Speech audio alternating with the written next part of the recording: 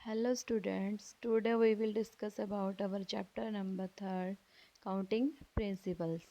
तो हमारे जो काउंटिंग प्रिंसिपल्स हैं उनकी हमें ज़रूरत क्यों पड़ी, ताकि हमारा जो अकाउंटिंग स्टेटमेंट्स हैं, फाइनल अकाउंट्स हैं, वो मीनिंगफुल इन्फॉर्मेशन दे सकें एक्सटर्नल और इंटरनल यूज़र्स को, और वो इन्फॉर्मेशन रिलायबल भी हो प्लस कंपेरेबल भी हो। इसीलिए जो हमारे जो जो अकाउंटेंट्स हैं नंबर ऑफ़ स्टेटमेंट्स पे एग्री हुए हैं, जो कि हमें अकाउंटिंग स्टेटमेंट्स बनाते टाइम फॉलो करनी ज़रूरी हैं। इन शॉर्ट हम इनको क्या बोलते हैं, इन रूल्स को गैप बोलते हैं। इनकी फुल फॉर्म है जनरली एक्सेप्टेड अकाउंटिंग प्रिंसिपल्स। तो काइंड्स ऑफ अकाउंटिंग प्रिंसिपल्स की बात करें तो first one is accounting concept और अजम्पशंस। एजम्पशंस का मीनिंग क्या है बच्चे, कि वो प्रिंसिपल्स या फिर वो कंसेप्ट जो फॉलो करे बिना हम अकाउंट्स मेंटेन कर ही नहीं सकते। ये हमारे अकाउंट्स के क्या होते हैं, बेस प्रोवाइड कराते हैं हमें। तो कोई भी एंटरप्राइज, मतलब चाहे वो सोल ट्रेडर है, चाहे वो कंपनी है, चाहे वो फर्म है, वो अकाउंट्स मेंटेन नहीं कर सकती जब तक कि वो बच्चे क्या ना करें, इन कंसेप्ट को फॉलो ना करें। तो ये नंबर्स में 3 हैं आपके। The first one is going concern concept.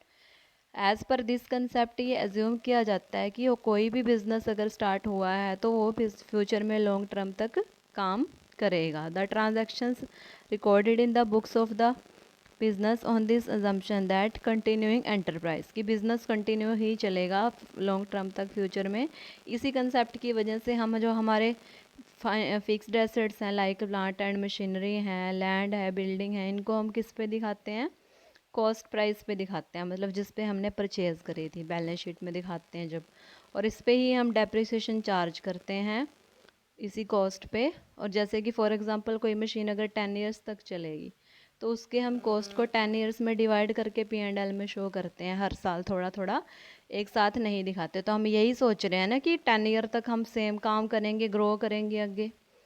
Second example है इसका कि कोई भी जो बाहर वाले आउटसाइड पार्टीज़ हैं वो गोइंग कंसर्न कंसेप्ट की वजह से ही हमारे साथ लॉन्ग टर्म कॉन्टैक्ट करने के लिए एंटर होती हैं, लाइक कि हमें पैसा देती हैं उधार पे। ठीक है, जैसे कि आप लोन लेते हो बैंक से बिज़नेस के लिए, या फिर किसी और पर्सन से लेते हो पर्सनली।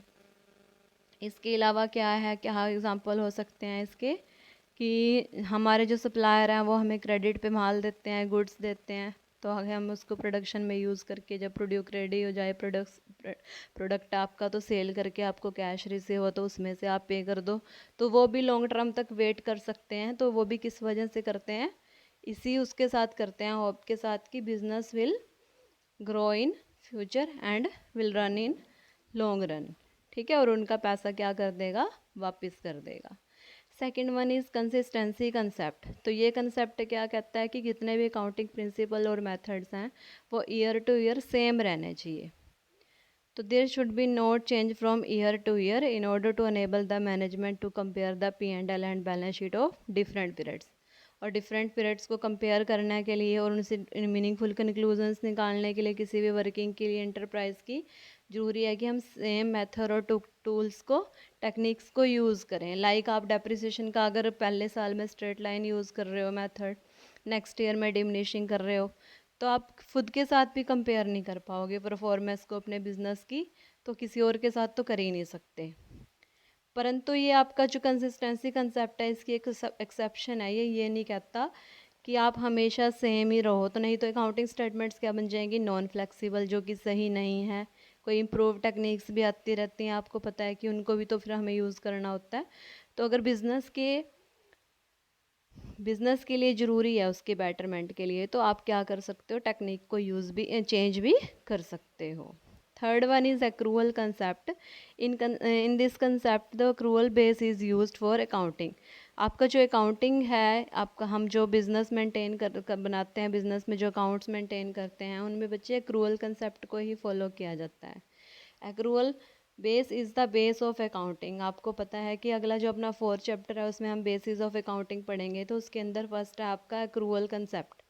तो एक्रूअल कंसेप्ट आपका क्या कहता है कि कोई भी ट्रांजैक्शन अगर होती है तो उसको हम तभी की तभी रिकॉर्ड कर लेते हैं, उससे हमें ये फ़र्क नहीं पड़ता कि उससे हमें पैसा कब रिसीव होएगा।